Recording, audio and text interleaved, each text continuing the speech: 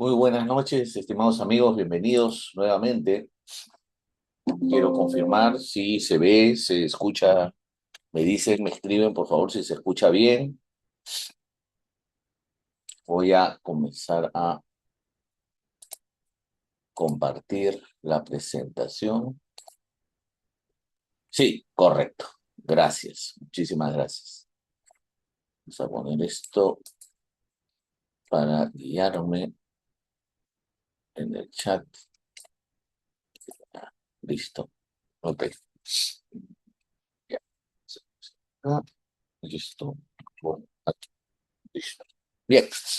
Bien, estimados amigos, ¿cómo están? Muy buenas noches nuevamente. Bienvenidos aquí a esta nueva sesión del Diplomado de Derecho Notarial y Registral, auspiciado por el Círculo de Abogados, en donde mi nombre, Emilio Figueroa, se va a encargar de desarrollar esta segunda sesión, donde vamos a ver el tema del Sistema Nacional de los Registros Públicos, ¿no? En forma muy rápida porque en 2 horas no nos da para hablar tanto, pero eh, por lo menos plantear un panorama de conocimiento, ¿no? Y sobre todo, ¿no? De comprensión de la norma registral, ¿ya?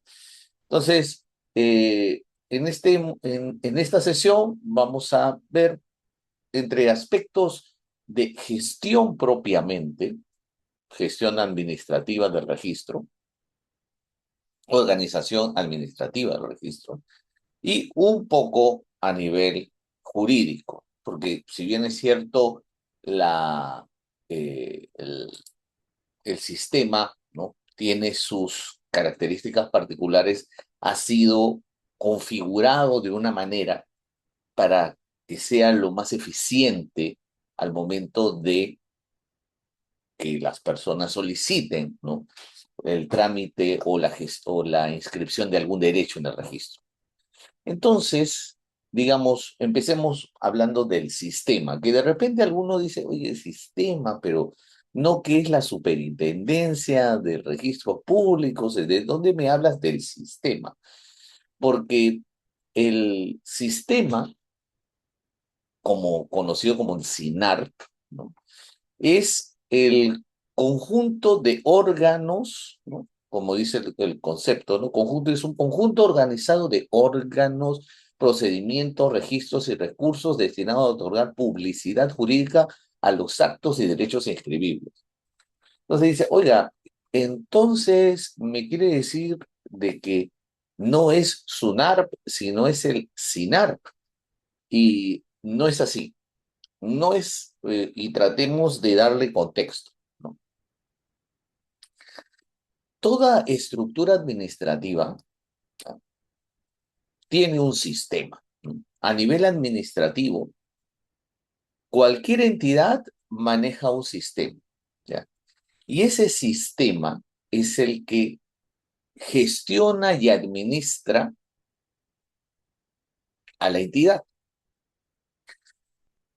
Dependiendo del tipo de administración, dependiendo del tipo de administración, el sistema forma parte de la entidad o en algunas veces, ¿no? El sistema, digamos, se ayuda o colabora a ciertos organismos u órganos de la entidad, ¿no? Para que tengan una idea, ¿no? O sea, yo un tiempo estuve de asesor en salud, en el área legal, y el área legal de salud, sobre todo la gerencia legal, tiene una determinada forma de llevar los casos, pero desde el año pasado, y un poquito, sí, el año pasado un poquito más, ¿no? Eh, Se estaba implementando un sistema con la finalidad de evitar el tema del uso del papel, ¿no? ¿No? Y se creó un sistema administrativo de gestión de documentos. Oiga, ese sistema de gestión de documentos, ¿para quién servía? Ah, sirve para todo es salud. ¿Ok? Entonces, o sea, quiere decir que no solamente es para para el área legal, sino también para cualquier área de enfermería o gerencia administrativa, recursos humanos, claro, porque todas las áreas, ¿no? Para evitar el uso del papel necesitan un sistema y se estuvo implementando, al final se implementó con la finalidad de reducir, ¿no? El tema del papel. ¿A qué quiero llegar? Oiga, pero ese es un sistema basado en simple gestión administrativa, usted me dirá. Es un sistema que, bueno, que podría tener cualquier empresa, pues no, es un sistema, claro, es correcto.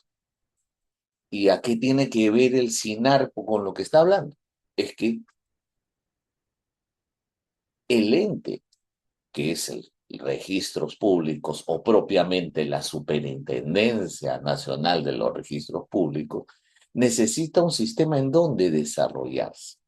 Necesita un camino, necesita un procedimiento. Y ese camino o podríamos utilizar hasta el término, ese sistema nervioso que va para todo el ente de SUNAT, es el SINARP. El área administrativa funciona sobre la base del SINARP, pero la base jurídica está a cargo de SUNARP, ¿no? Entonces, SUNARP se encarga de contener la información, garantizar la seguridad jurídica, publicidad jurídica, que ya hemos conversado en la clase anterior. Y el sistema es el que se va a encargar de garantizar que esa publicidad se desarrolle, ¿no? En la manera más eficiente posible.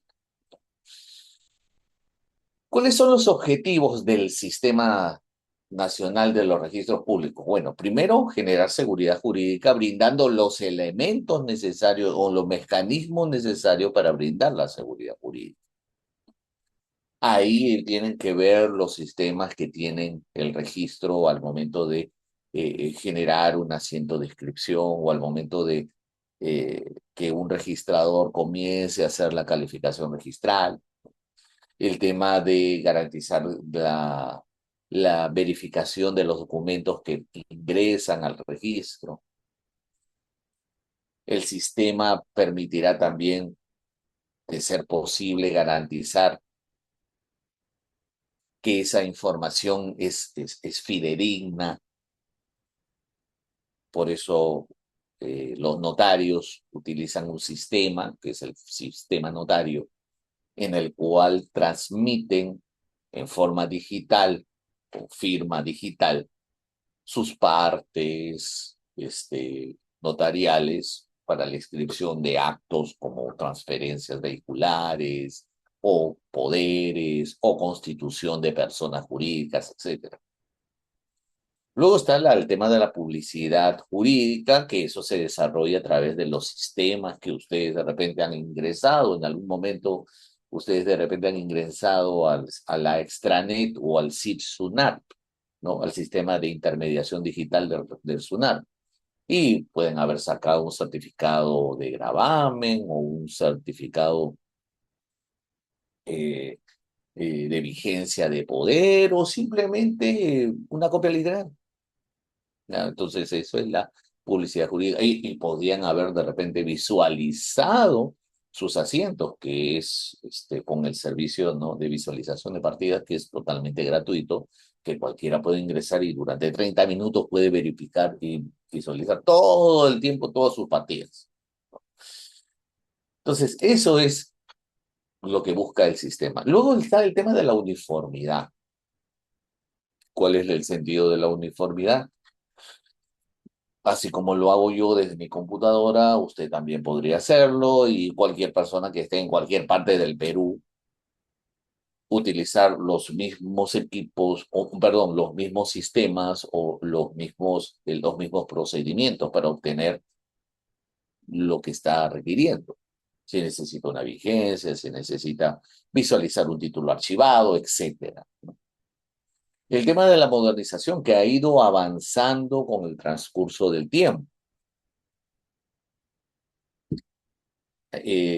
Por ejemplo, el uso del sistema de alerta registral o el sistema de visualización de partidas, o el sistema que ustedes lo tienen también en su celular, ¿no? Por ejemplo, yo tengo, bueno, porque lo manejo, ¿no? Dos apps, ¿no? El sistema de Sunarp, ¿no? Donde usted puede desde su teléfono verificar, ¿no? Toda la información que corresponde al registro, o también puede entrar al Sunar Protege, este, al Sunar Protege, no sé si lo pueden ver ahí, Sunar Protege, y ustedes pueden verificar y con las credenciales ingresar, ¿no? Y obviamente obtener cualquier información. El tema de conoce aquí, claro, muy bien, gracias. Gracias, Rubén. ¿No? Y se están realizando, ¿no? Eh, más proyectos con la finalidad de pues, que el registro sea mucho más rápido, más eficiente, ¿no? Mucho más didáctico también, ¿no? O sea, digamos que las páginas de registro eh, son fáciles de desarrollar o fáciles de utilizar, no hay mucho que, salvo en algunas cuestiones que son, digamos, un poquito más de ya con conocimiento, pero la gran mayoría son bastante predictivos, ¿ah? ¿No? Y obviamente el tema de la transparencia, porque obviamente siempre te tiene que buscar brindar la información necesaria. Se puede pedir información bajo el sistema, bajo la ley de transparencia, sobre información que de repente el registro no lo tiene propiamente en un sistema, pero puede otorgárselo para que tengan una idea. O sea, cuando yo estaba haciendo mi tesis para obtener el grado de maestro, yo solicité información vía transparencia por el tema de averiguar sobre las sociedades unipersonales, que fue fue el tema de mi tesis. Entonces, mediante ley de transparencia me dieron la información y yo pude utilizarla para sustentar parte de la investigación que estaba desarrollando. Entonces, también el sistema permite obtener ese tipo de información. Obviamente, si hay una información que no se puede otorgar, pues el propio sistema también lo dirá. Entonces, eh, comparto la posición que dice el doctor Gunther González, ¿no? Donde dice que el Sistema Nacional de los Registros Públicos constituye una infraestructura jurídica indispensable para el funcionamiento de la economía moderna, pues reduce la simetría de información y fortalece la confianza en las transacciones. Claro, porque gracias a esa información, nuevamente, lo mismo que conversábamos el día anterior, se reducen los costos de transacción. Usted, al contar con una información cierta, veraz, confiable, usted está seguro de lo que está haciendo. Diferenciar SINARP de SUNARP, mientras que SINARP es el sistema, SUNARP es el organismo técnico. Y ahí recién vamos a conocer a la SUNARP. Vamos a conocer a la SUNARP o vamos a conocer cómo está conformado el SINARP para recién conocer a SUNARP.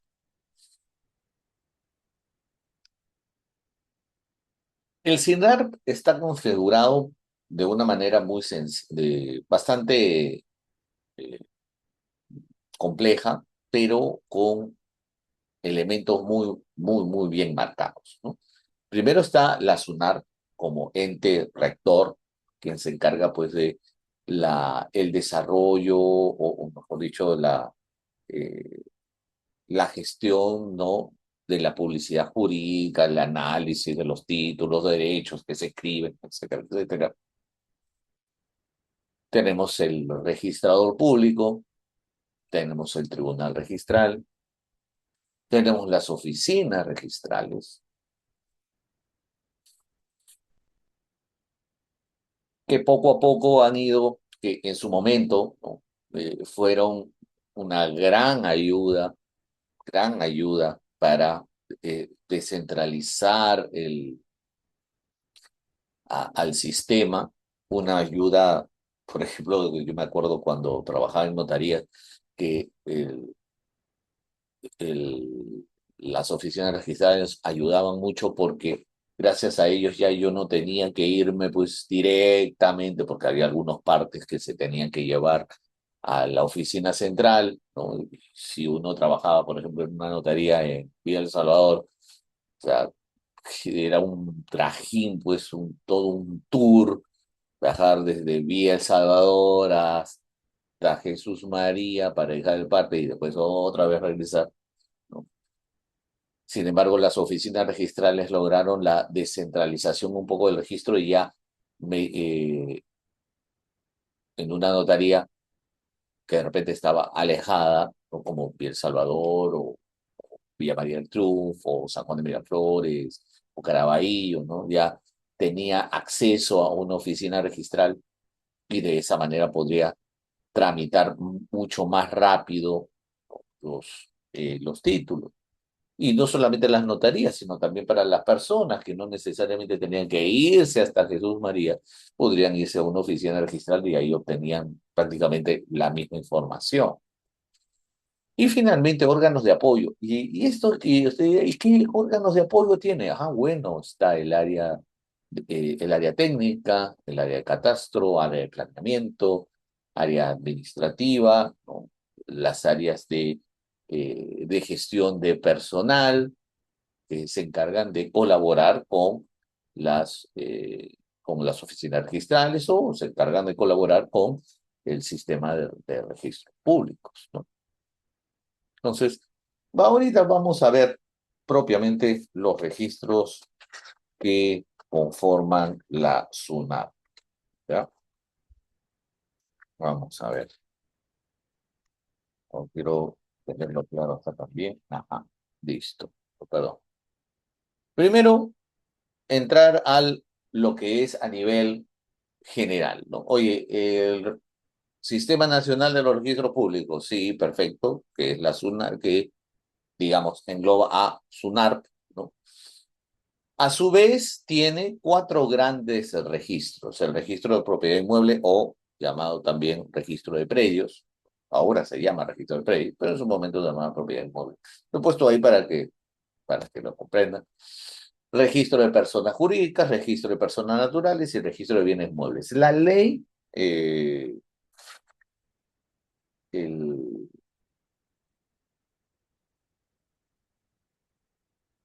de creación del registro, ¿ya? En algún momento estableció que había la posibilidad de crear nuevos registros, ¿ya? Pero eso no, hasta la fecha no se ha producido. Con los que tenemos es más que suficiente, pero siempre la norma deja claro de que en algún momento, no, de ser posible, no se podría este, crear más. Bien, un ratito quiero ver si estoy compartiendo bien. Ahora sí, sí, listo, ya, ahora sí, ya. Ahora sí, registro de predios, porque no se llama registro de propiedad inmueble. Esto, y usted dirá, pero ¿por qué no se llama registro de propiedad inmueble? Esto pasó, eh, si no me equivoco, en el año 2004, cuando se unificó el registro de propiedad inmueble con el registro predial urbano y la sección especial de predios rurales, porque en algún momento eh, eh, existían tres tipos de registros, ¿no? Lo- el, el registro de propiedad inmueble, como lo conocemos, el registro predial urbano para las zonas, digamos, alejadas o las playas, ¿no? y la sección especial de predios rurales, donde estaban los predios que obviamente se llamaban rurales. Esa dispersión causaba problemas porque unos decían, oye, los que ven predios rurales no se meten con los que ven propiedad inmueble, y los que ven propiedad inmueble no se meten con el predio predial urbano. Y en algún momento el registro predial urbano tenía su manera de cómo inscribir y el registro de propiedad inmueble tenía otra manera de cómo escribir y la sección de predios rurales también tenía su otra forma de escribir, era un desorden total. Al final se unificaron todos y se acordó que si bien el registro de propiedad, el registro de propiedad inmueble, este, ¿cómo se llama? El registro de propiedad inmueble incluye todos, ¿no? Se estableció que todo esto debería estar contenido en un solo registro, y este registro sería el registro de predios. Me dicen que el volumen está bajo, el volumen está bajo, me pueden confirmar? Sí se escucha bien, ya. Entonces, es un tema, si no, voy a ver si puedo subir un poquitito el volumen. A ver si puedo subir un poquito el volumen. De repente soy yo, de repente soy yo. Micrófono, acá está.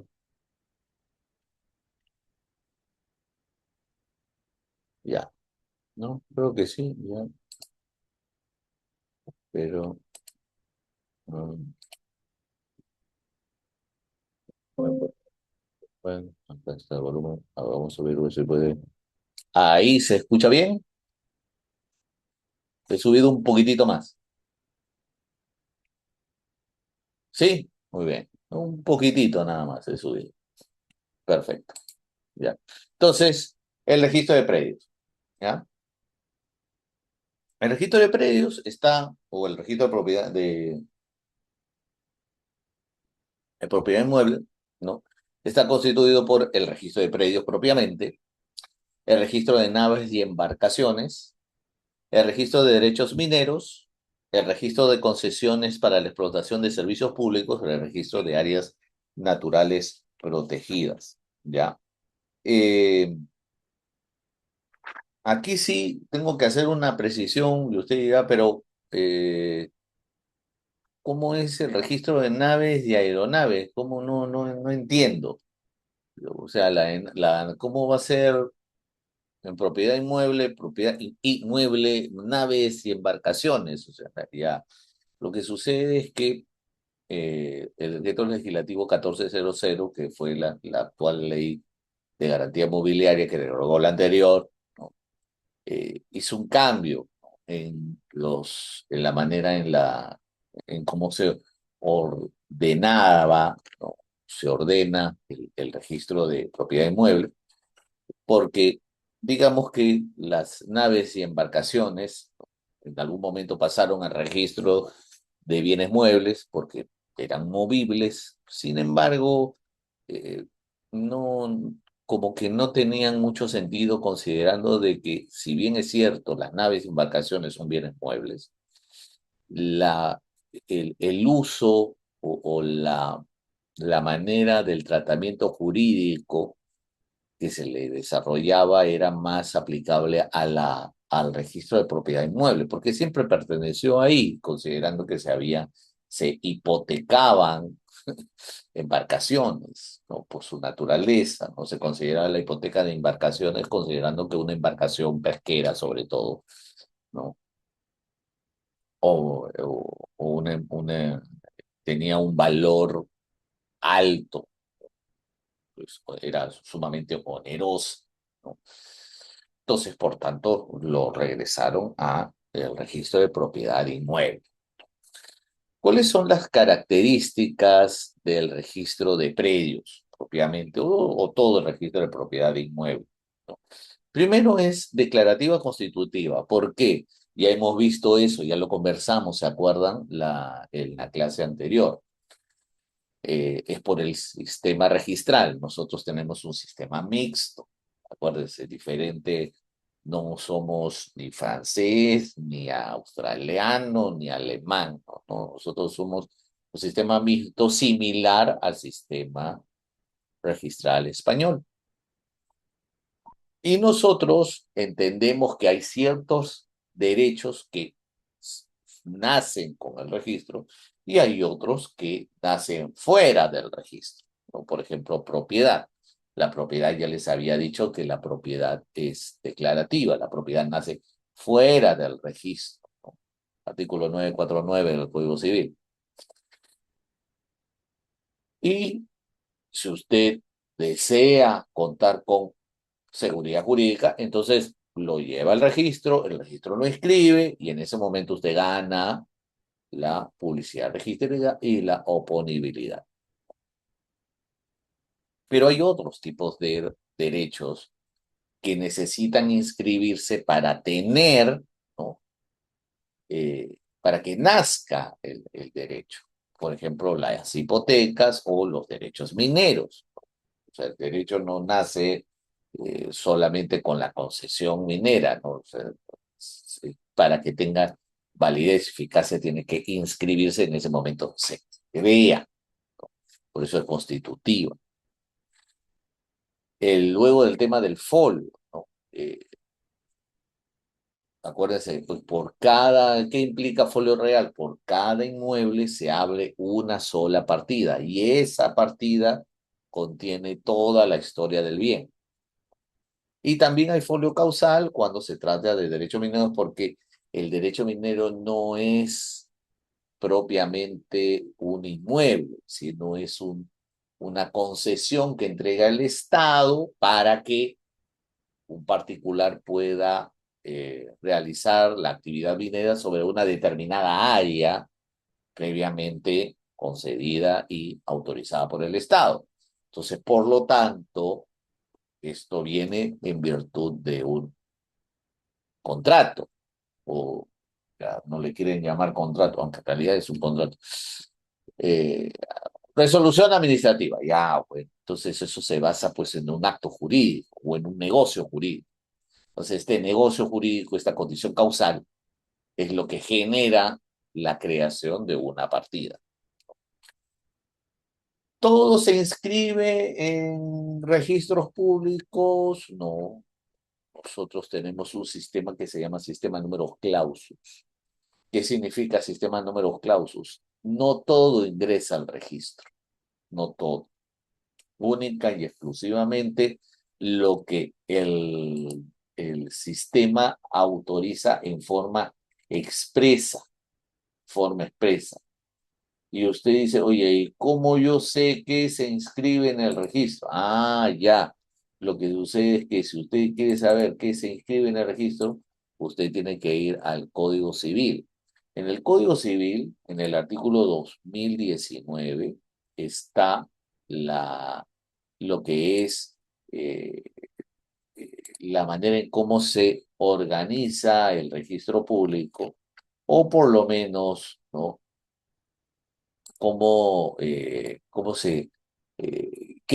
Qué actos son los que se inscriben en el registro. Entonces, por ejemplo, yo quiero entrar, si ustedes tienen su código civil, yo tengo mi código civil aquí. Un ratito, quiero bajar acá mi código civil. ¿Qué pasa? ¿Por qué no baja? Ahí está, ahora sí.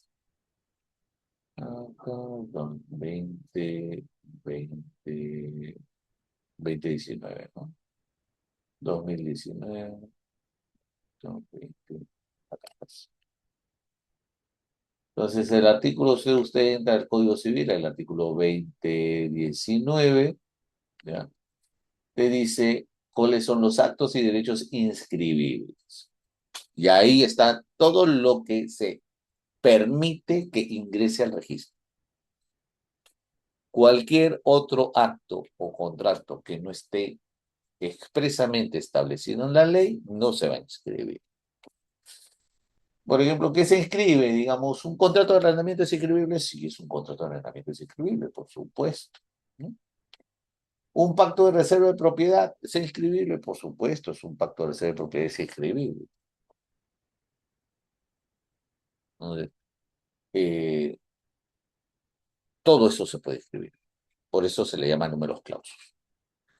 ¿Cuál es el sistema? Ya hemos conversado también el sistema de inscripción, es decir, que no es de transcripción como el sistema francés o el alemán, ¿no? Donde usted tiene su contrato y lo único que hace el registrador francés es agarra su contrato, 300 hojas, ya las 300 hojas las publico. No, no, no. Nosotros tenemos un sistema de inscripción que es de transcripción o mejor dicho, un sistema de resumen, ¿no? Inscripción, pero de resumen. Lo único que va a aparecer es quién compró, de parte de quién, el valor y por ahí algún dato adicional que sea relevante publicitario. Y nada más. Por eso los asientos son pequeños. No son enormes. Usted no tiene que leerse, ¿no? Páginas y páginas, ¿no? Con 5 párrafos, más que suficiente.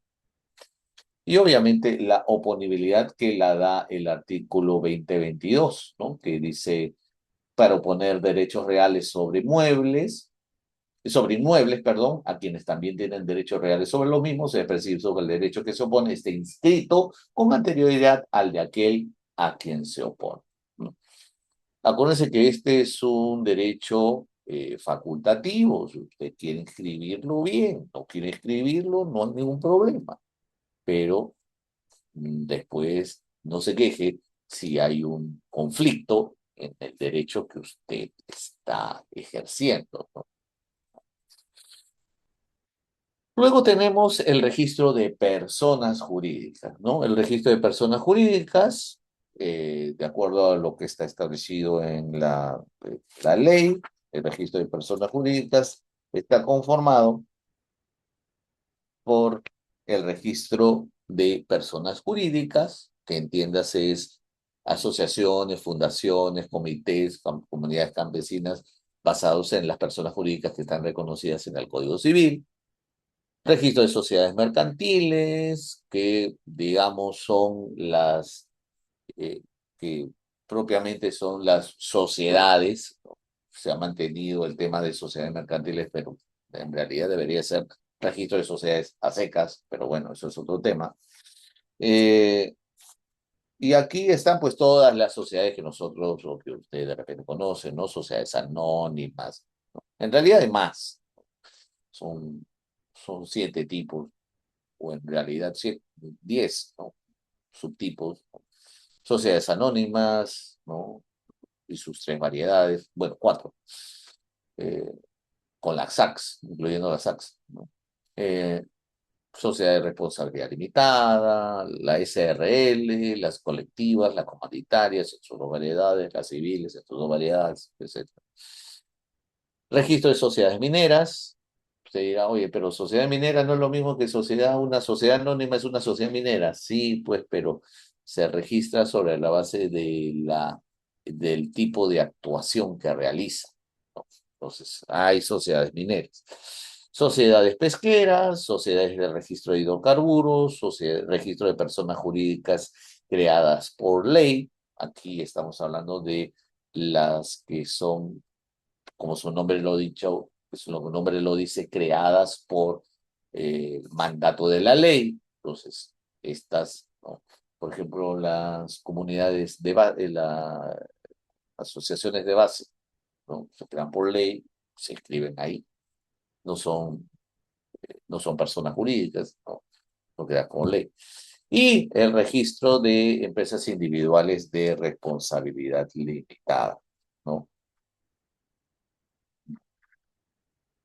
Sobre esto pues, me permití, ¿no?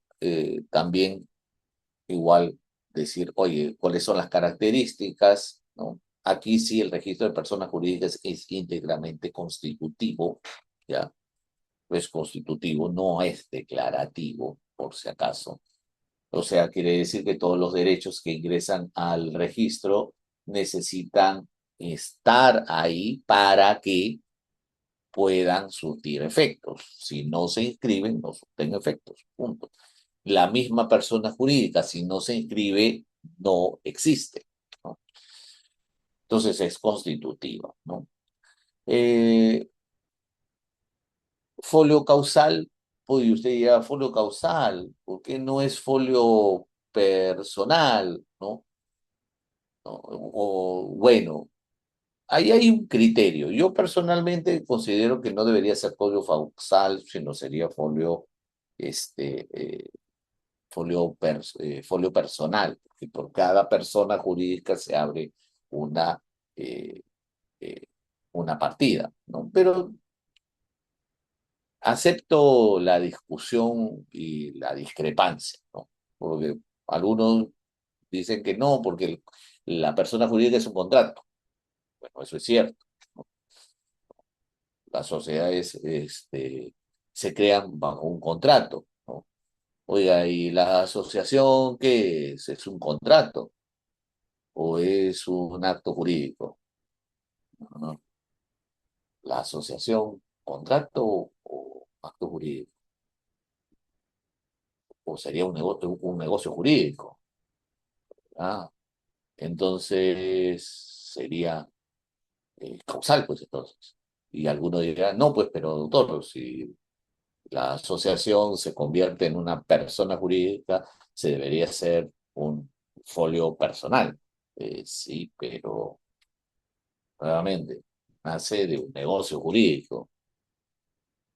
Ah, por eso es discrepante. Pero como repito, acepto la discrepancia. Uno dirá personal, otro dirá causa. Números clausos, sí, porque está claramente establecido en el artículo 20, eh, 24, perdón, 2025, donde dice que, y 2027, ¿no? Pero les digo, ahorita les voy a enseñar que hay diferentes reglamentos por cada tipo de persona jurídica. Entonces, cada reglamento te dice que no se escribe, que sí se escribe, ¿no? Igual, inscripción, ¿no? Resumen, pues no es todo, ¿no? Y oponibilidad, igual, lo mismo, del 2022, ¿no? O el 20, eh, o el 2024, ¿no? Entonces, acá yo les hablaba sobre la normativa, ¿no? Tenemos tres tipos de normativas a la fecha, ¿ya? Tenemos la normativa para las personas jurídicas que no son societarias, ¿no? Entiéndase, eh, asociaciones, fundaciones, ¿no? Comités, ¿no? Como ves ahí, cooperativas, ¿no? Que es el reglamento de inscripciones del registro de personas jurídicas, ¿ya? Entiéndase todo lo que no es sociedades, ¿ya? Y todo lo que no comprende a el registro de sociedades. Tenemos el reglamento del registro de sociedades, que es un reglamento que aplica única y exclusivamente para las sociedades, es decir, la Ley General de Sociedades, la 26887, punto. Y tenemos el reglamento de inscripciones del el registro de personas jurídicas no societarias, ¿ya? Que aplica todo lo que no es persona, no está en la resolución de SUNAT 038, ¿no? E incluye a las EIRLs. Oye, doctor, pero la IRL es una sociedad. No, la IRL no es una sociedad, es una persona jurídica, ya, por si acaso. Ya. Doctor, ¿y cómo sé cuándo aplica uno u otro? Cada reglamento te dirá. Cada reglamento te dirá. Yo manejo más el reglamento de registro de sociedades porque eso es lo que pues, normalmente veo más, ¿no? O el reglamento de persona jurídica, que los otros no veo mucho. Entonces, dependerá dónde ustedes se quieren, ¿no? O dónde quieren desarrollar. Luego tenemos el registro de personas naturales. El registro de personas naturales está conformado por el registro de mandatos y poderes, el registro de testamentos el registro de sucesiones intestadas, el registro personal, y en su momento yo lo he puesto ahí solamente por mero, por cultura general o solamente para que lo conozcan. Antiguamente había el famoso registro de comerciantes, que eso ya casi está en desuso, ¿no? Y el registro de gestor de intereses que al final nadie utilizó, ¿no? Nadie utilizó. ¿Ya? Hay una historia, una anécdota muy bonita sobre el registro de gestores de intereses, ¿no? Que no sé si ustedes sabían. Usted dirá, pero doctor, qué es un gestor de intereses? Prácticamente, o mejor dicho, con todas sus letras, es un lobista. Es un lobista. Un gestor de intereses es un lobista. Oye, doctor, o sea, quiere decir que un lobista puede estar registrado o debe estar inscrito en el registro para realizar actividad de lobby. Sí, en algún momento la ley existe. Por si acaso la ley no ha sido derogada, que yo sepa, pero prácticamente es inútil porque eh, ¿quién necesita estar en el registro para hacer lobby? O sea, bajo el criterio que tenía la ley muy romántica, para no utilizar otra palabra. Lo que planteaba en su momento era que todas las personas que quisieran realizarse a la gestión, ¿no? En forma transparente o, digamos, eh, informalícita, que por si acaso el lobby no es ilícito, por si acaso. Cualquiera puede hacer lobby y el lobby es totalmente legal. El tema es para qué lo utilizas o con qué finalidad lo utilizas, ¿ya? El destino es lo que cambia la licitud del lobby, ¿no? Pero cualquiera puede hacer lobby con la finalidad de generar actividad económica, ¿no? Pero bueno, este, ya nadie lo utiliza, nadie, o sea, este, igual que registro de comerciantes, que también en un momento salió, y nadie lo utiliza también, porque ¿quién va a querer o quién necesita inscribirse en el registro para realizar actividad económica? ¿No? Si la iniciativa privada es libre, lo dice la Constitución. Pero en fin, en su momento estaba, pero ya usted concéntrese solamente en esos cuatro, ¿no? ¿Ya? Eh, ¿Cuál es el registro de, cuáles son las características del registro de personas naturales? Bueno, es facultativo, que usted inscribe, si usted quiere no inscribe, ¿no? Hay una discusión porque, por ejemplo, el registro de testamentos, ¿no? O en el registro de sucesiones intestadas, ¿no? Usted dice, "Ay, debería ser, es obligatorio", ¿no? Es que no es obligatorio. Lo que sucede es que la ley obliga al notario, cuando hace sucesiones intestadas, a inscribirlo, pero es porque la ley lo obliga a él, no es porque sea obligatorio inscribir la sucesión intestada. La ley lo obliga. Y obviamente podríamos decir que necesitamos que se inscriba una sucesión intestada con la finalidad de validar, ¿no? Eh, y oponer derechos cuando fallece una persona sin otorgar testamento. Entonces, eso de que es facultativa, como que no es tan cierto, ¿no? Pero nadie obliga a inscribir una sucesión, nadie te obliga a inscribir un testamento, nadie te obliga a escribir un mandato, ¿ah? Nadie te obliga a escribir. Oye, pero doctor, pero se necesita para que, porque si no, no me lo acepta el registro, me pide vigencia de poder. Claro, claro, pero no es porque el mandato o la representación se otorgan por escritura pública. Pero si usted quiere efectos, oponibilidad, entonces lo inscribe. El artículo 20 justo quiero leer el artículo 2038, ¿no? Eh, donde dice, ¿no? Miren lo que dice, ¿no? El tercero que de buena fe y a título oneroso ha contratado sobre la base de mandato o poder inscrito, no será perjudicado por mandato, poder, modificaciones o extinciones de estos no inscritos, ¿no? Folio causal o folio personal. Ya, usted diga, oye, ¿cómo es eso? Oye, folio personal, claro, porque es sucesión, persona, se abre una partida. Testamento, persona, se abre una partida. Oye, mandatos. Ah, el mandato es un contrato, sí. Y se abre ¿por qué? Por partida, por persona o por contrato. Por contrato. Ah, contrato o partida. Sí, sí, contrato o partida. Ah, ok.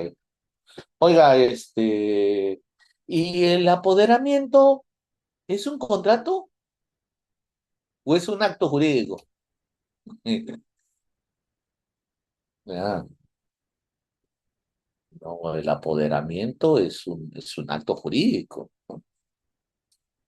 No en un apoderamiento es una persona que otorga poder a otra. La diferencia en el mandato es que hay un negocio jurídico. Ah, mira tú. Entonces, el apoderamiento es folio personal.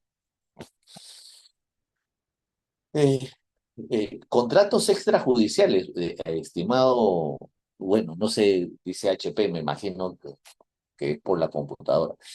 Este, los contratos siempre son extrajudiciales, su naturaleza es extrajudicial, ¿no?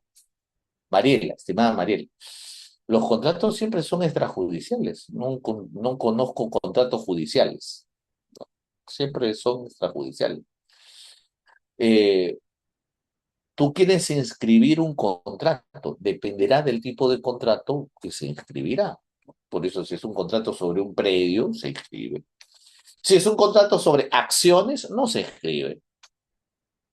Si es un contrato para que tú nombres a una persona como tu mandatario, eso sí se inscribe. Un contrato de alquiler, sí se inscribe. Arrendamiento. Ah, si de repente tú te refieres a las transacciones extrajudiciales, es otra cosa. Que la transacción, por si acaso, también es un contrato, pero no se inscribe. La transacción no es inscribible. ¿Por qué? Porque lo dice propiamente el Código Civil, no es un acto inscribible. Eh, Luego tenemos el registro de bienes muebles. Me decían, pero un contrato judicial minuto es inscribible. Contrato extrajudicial en minuto. Nuevamente, todos los contratos son extrajudiciales. No, no, no utilicen el tema extrajudicial. Todo contrato no este, es extrajudicial. No, no tiene sentido porque si usted dice contratos extrajudiciales, significa que existen contratos judiciales. No existen contratos judiciales. El contrato nace y dependiendo el tipo, la norma dirá si se inscribe en el registro o no se inscribe en el registro, ¿no? Eh, Igual, las conciliaciones no se inscriben en el registro. ¿Por qué no se inscriben en el registro? Porque las está prohibido, o mejor dicho, no se permiten, la norma lo dice, ¿no? Eh, este, se dice que no se escribe las posesiones, pero se ve que algunas partidas, sí, en algún momento se estableció el registro de posesión, ¿no? Pero no, ya eso poco a poco ha ido eliminándose, ¿no? ¿Una anticrisis es inscribible? Sí. La anticrisis es un derecho real, entonces sí es inscribible, ¿no? Ah, cuando usted habla, ¿no? Oye, pero ¿y un departamento en planos es inscribible el plano? No, no es inscribible el plano, ¿no? Ya, cuando usted compra un departamento en planos, ¿no? Usted está comprando un bien futuro y no se va a inscribir hasta que el bien exista, ¿no? Cuando se independice, bueno, cuando se inscriba la declaratoria de fábrica, reglamento interno, indemnización, toda la cosa, ahí recién nacerá la partida por el bien que se crea, ¿no? Ahí recién. El acuerdo conciliatorio de la resolución de la sí, es correcto, así es, así es.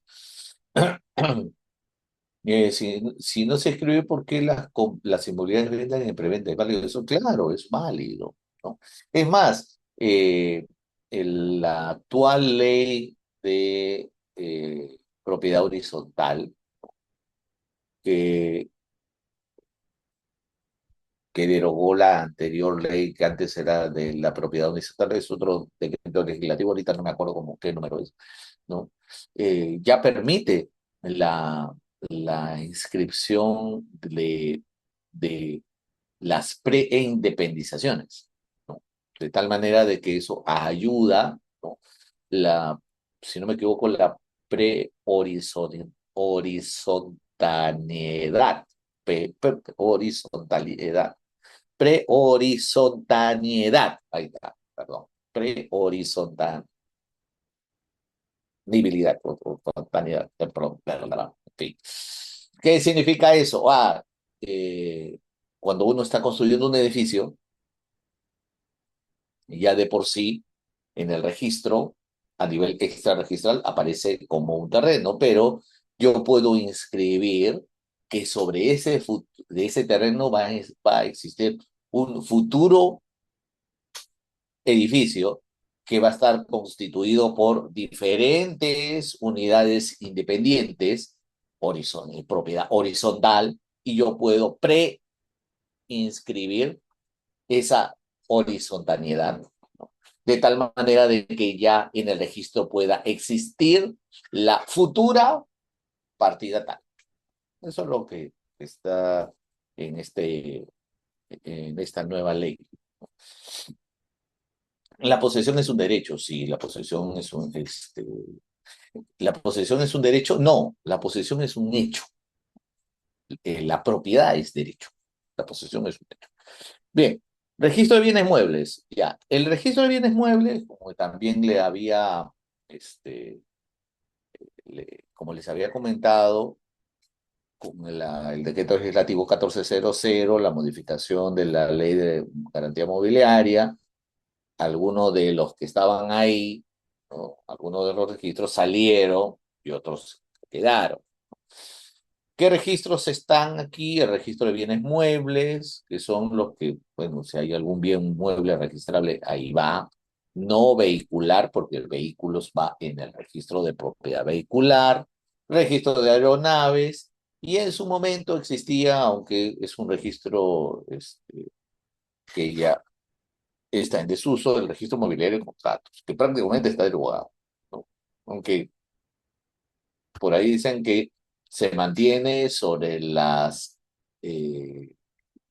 garantías mobiliarias que aún todavía tienen vigencia. Entonces, si usted ha constituido una garantía mobiliaria, si se deroga el registro mobiliario de contratos, pues su garantía se perdería. Entonces, no es tan simple. Entonces, el registro mobiliario de contratos propiamente está derogado, ¿no? Pero todavía se va a mantener hasta que terminen, ¿no? El tema de la aplicación, ¿no? Del nuevo sistema integral de garantías y de garantías mobiliarias, creo que sí, ¿no? Los sistemas integrados de garantías mobiliarias y el famoso aviso electrónico que ahora está regulado, ¿no? ¿Ya? Este, Dice, profe, hablando de contrato de mandato y poderes, ¿pueden ser dados por dos personas a la vez al mismo tiempo? No entiendo. El contrato de mandato pueden ser dados por las dos personas a la vez al mismo tiempo. Que entre ambos se representen. No le veo. problema, pero sí bastante confusión, ¿ah? Dependiendo, ¿no? Sí, yo no veo que cuando tú me representas a mí y yo te represento a ti, sí, pues, es posible, ¿no? En teoría, sí, ahora no sé cómo será si al momento de presentarla al registro, yo creo que tendría que desarrollarse bien. Eh, en caso de sentencias para disponer bienes de menores inscritos en el predio de totalidad de la menor y la menor ya es mayor. No.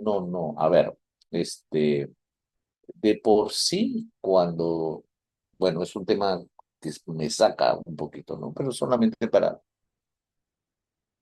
para no dejarte con la duda, ¿no?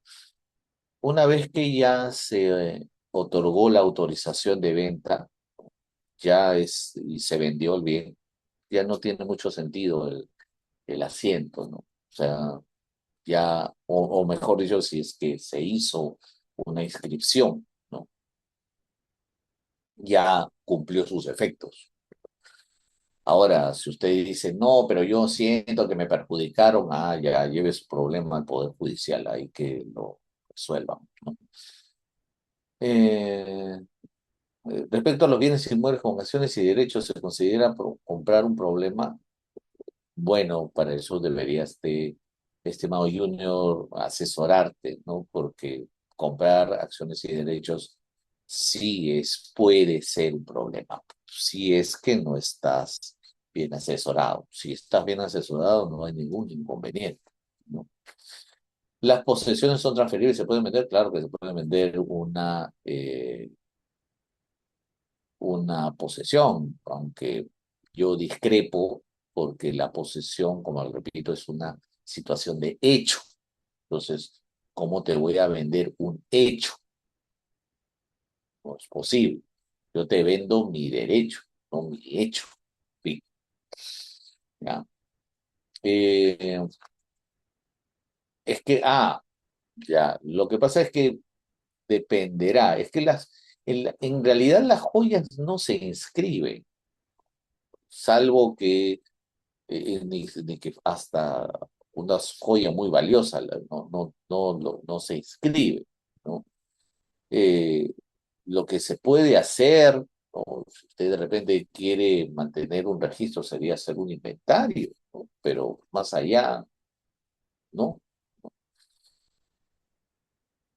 ¿Cuáles son las características de los bienes muebles? Nuevamente, declarativa o constitutiva, folio real o causal. Sí, folio real, porque folio real cuando se trata de los bienes, ¿no? Y folio causal con el registro de garantía del el registro mobiliario de contratos. Pero sin embargo, ahora ya este registro, como repito, ya no existe, ¿no? Ahora la garantía mobiliaria se da por aviso, ¿no? Se da por un aviso, por lo tanto, ya propiamente el registro folio como causal ya no va a existir. Números clausos, claro, porque no se va a inscribir en el registro vehicular nada que no esté previamente establecido en la ley de inscripción y obviamente oponibilidad, ¿no? A ver, la cesión de posesión contractual. Si no me equivoco, la cesión de posesión contractual no se inscribe. A ver, voy a ver. Muy buena pregunta. Vamos a ver el 219.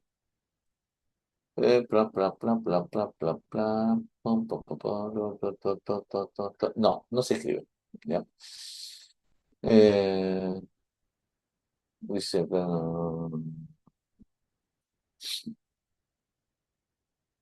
así es. Gracias, Rubén. Muy amable. Clarísimo, ¿no? Clarísimo. Bien. Bueno, hablamos del registrador, ¿no? Hablamos del registrador en algún momento solamente para establecer, oye, ¿y quién es el registrador? Funcionario público administrativo de profesión de abogado que luego de pasar un concurso público, en su momento accede al registro, ¿no? ¿Dónde están sus obligaciones? Están establecidas en el Reglamento General de Registros Públicos, en el Estatuto de SUNAT, Decreto Supremo 135/2002, y la Ley 27444, la ley PAG, ¿no? Usted dirá, ¿y por qué? Porque el registrador público es un funcionario, ¿no? Un funcionario administrativo y, o sea, toda su actividad se basa en parte por la Ley de Procedimiento Administrativo General, ¿no? Esto ya lo vimos en la clase anterior, ¿no? O sea, en qué consistía la función del registrador, que es autónomo, es imparcial, ¿no? Deber de calificación, ¿no? Y el tema de la inimputabilidad, ¿no? Porque obviamente su función es lograr la inscripción de un título, ¿ya? Lo que no habíamos hablado era sobre el tribunal registral. ¿Qué es el tribunal registral? El tribunal registral es un órgano de la SUNARP con competencia nacional, sí, ¿no?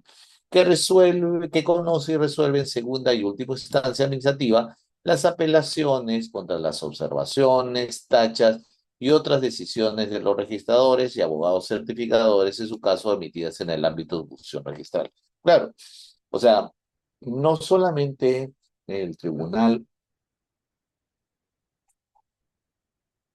este, no solamente el tribunal resuelve observaciones, porque, por ejemplo, ¿no?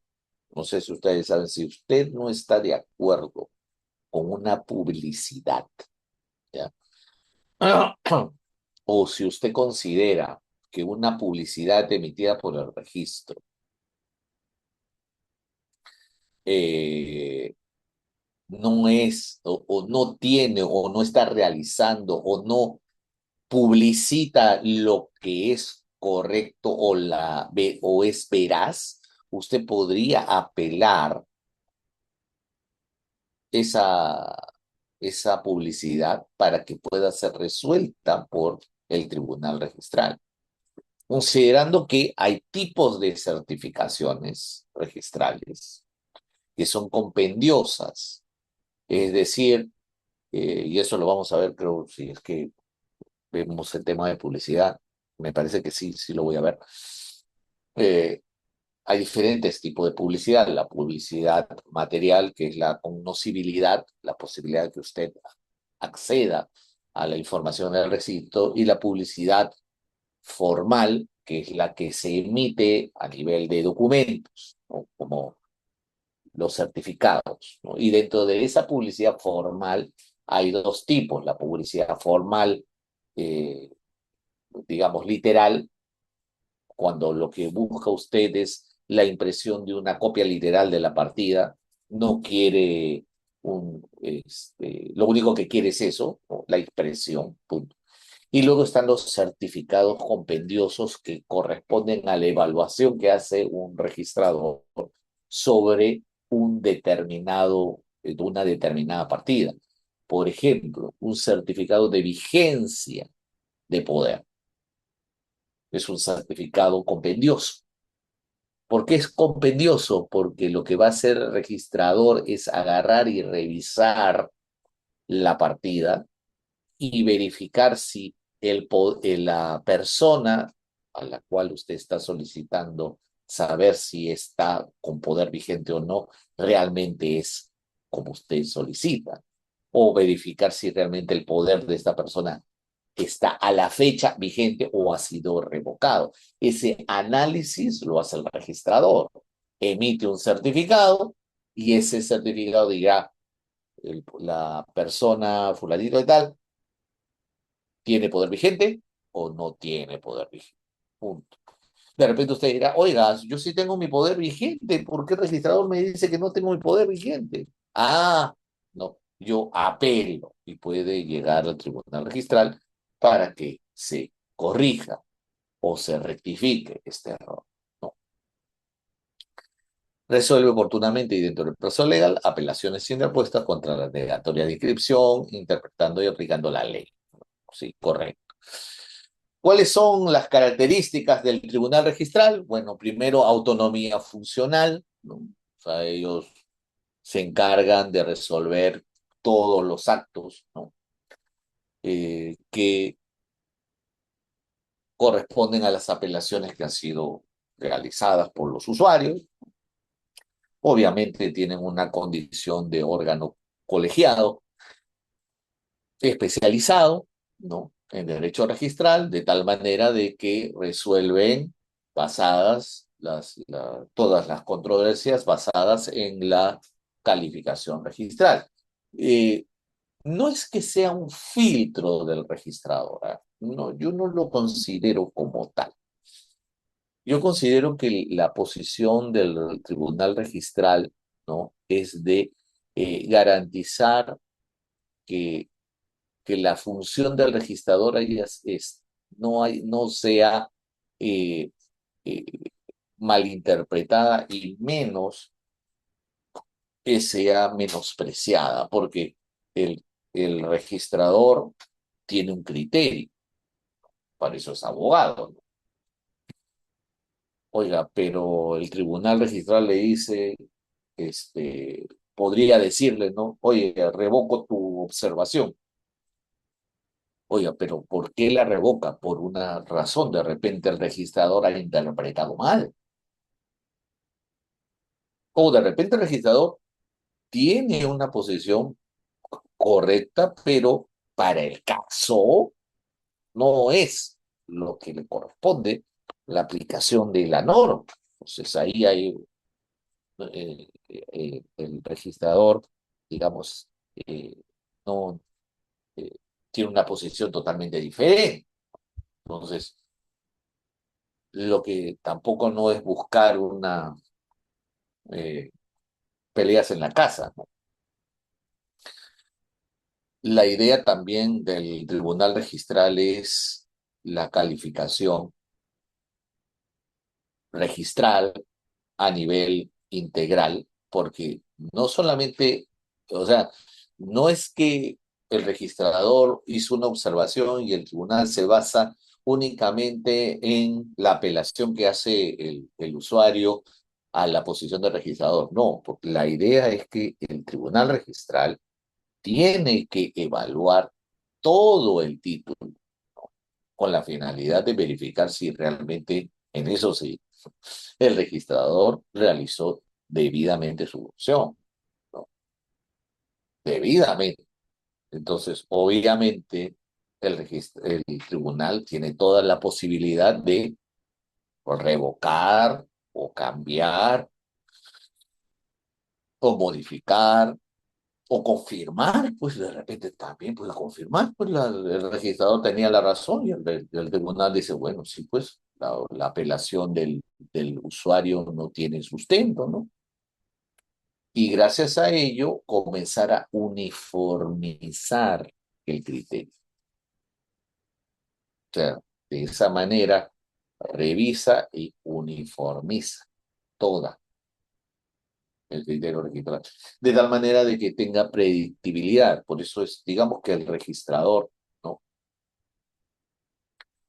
Eh, si bien tiene una función autónoma, ¿no? Todo, bueno, está sometido también a la revisión del tribunal registral y obviamente, si él considera que ha cometido un error el registrador, bueno, va a tener que decirlo.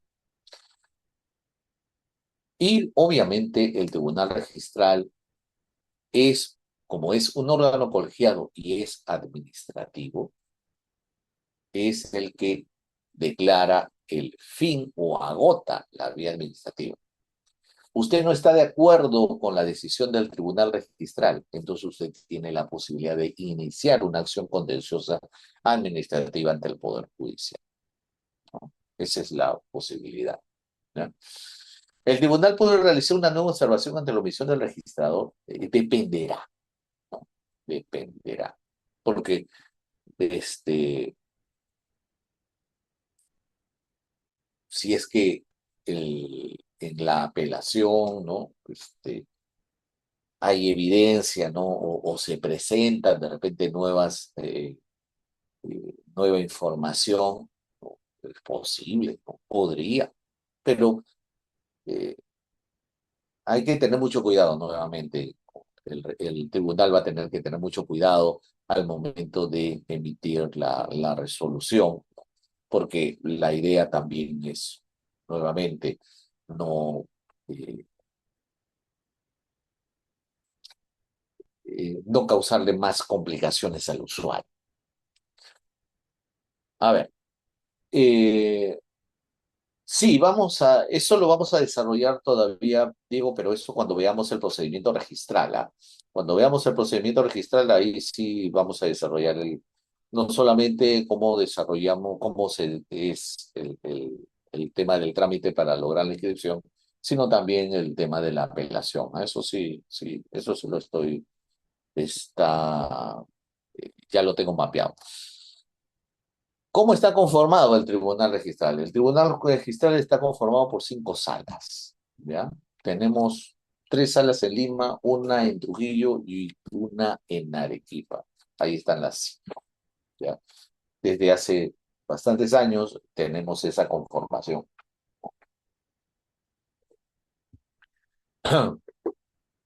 Eh,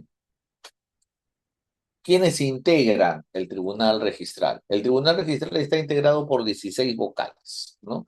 Y de los cuales uno es el presidente y los demás integran cada sala. Cada tribunal está conformado por 3 vocales, ¿no? El presidente es el mayor de edad o experiencia, ¿no? Y el periodo del presidente del tribunal registral y de los presidentes de la sala es un año. O sea, cada año, todos los años, ¿no? Se hace se hace la conformación de las salas, ¿no? De primera, segunda, hasta la quinta. Entonces ahí están los integrantes. ¿Ya? Bien, hablemos un poquito de la jurisprudencia registral. Vamos a hablar de la jurisprudencia registral. A ver, eh,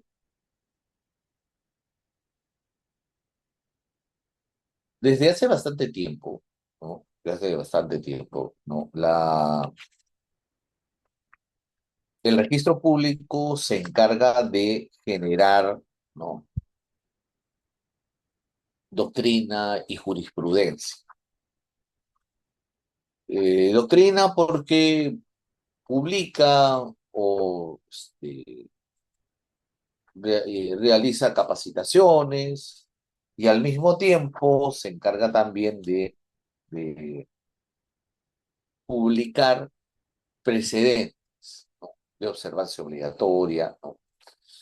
Se encarga al momento de emitir sus resoluciones, también generar una dosis de análisis y doctrina y crear criterios sobre la interpretación de determinadas normas registrales o sobre determinados actos, ¿no? Con la finalidad de comprender la naturaleza del acto que se va a inscribir o simplemente interpretar la norma con la finalidad de eh, conocer cómo debe ser aplicada.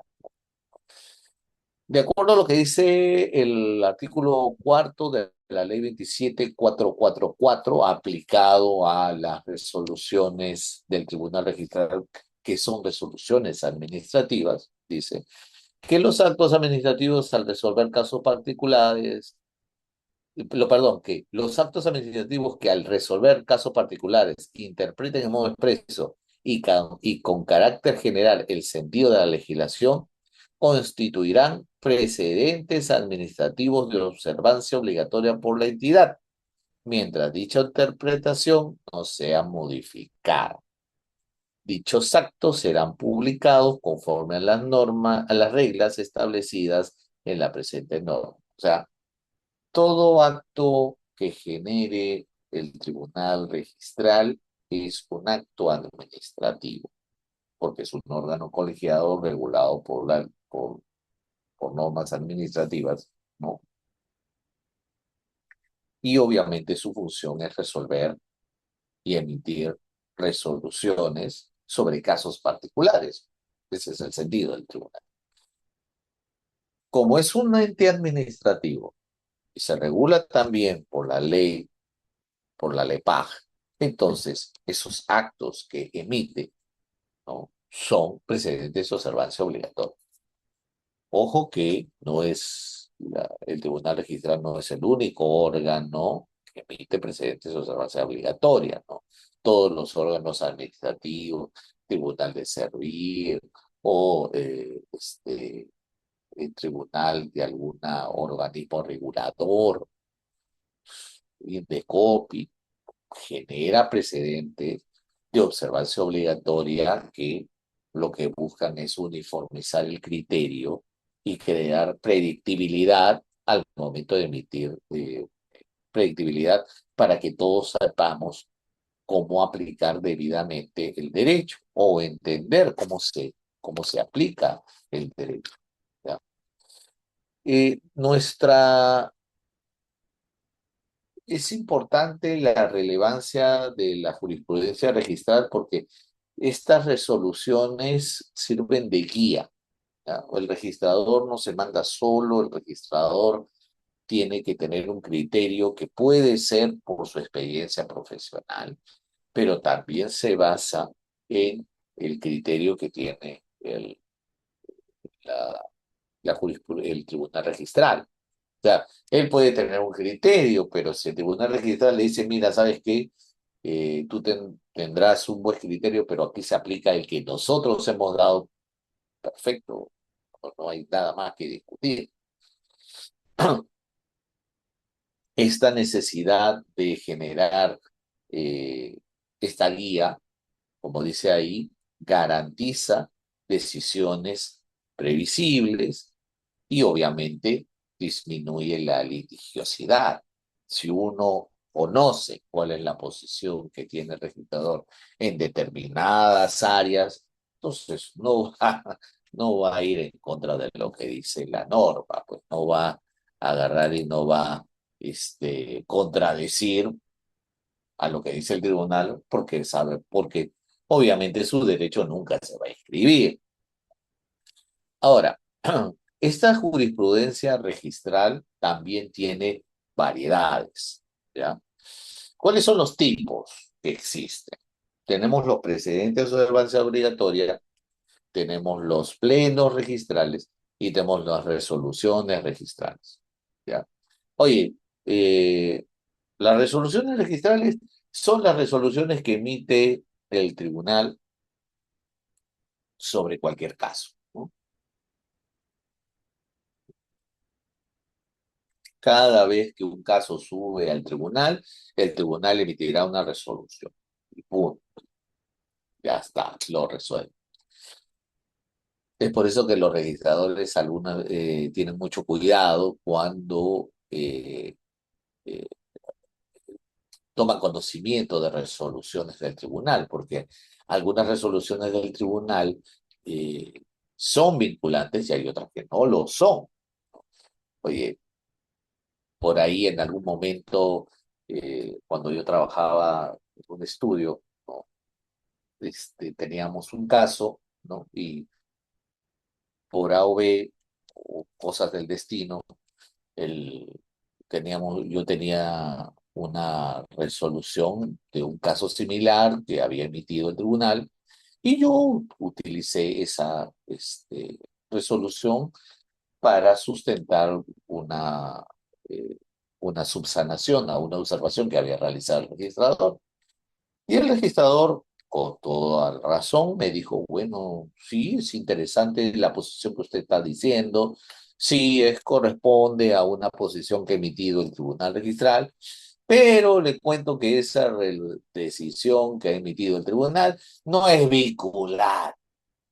Y con eso de decir no es vinculante, es decirte, ¿sabes qué? No, no estoy obligado, no estoy obligado. Entonces, oye, hay que tener cuidado. No se trata de cualquier tipo de resolución, sino yo tendría que buscar resoluciones en las cuales el criterio obligue al registrador. Entonces, ahí es donde entran, ¿no? los precedentes de observancia obligatoria o los plenos registrales, ¿no? Dice, eh, bueno, solamente digo, el tiempo para observar o para subsanar es el que te dice la esquela de observación. Ahí quiere clarísimo cuál es el tiempo. Así es. Gracias, Diana. Claro. Bien, entonces, vamos a ver primero los plenos registrales. Porque, ¿qué es un pleno registral? Hasta ahora ya estamos, si no me equivoco, en el pleno 320. No sé si es 318, 320, no me acuerdo. No me acuerdo, pero ya tenemos un montón de plenos. ¿Ya? A ver, ¿qué es un pleno registral? ¿No?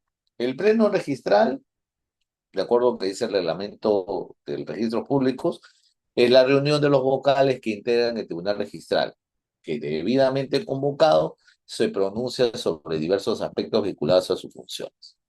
¿No? Diversos aspectos. Algunas veces son aspectos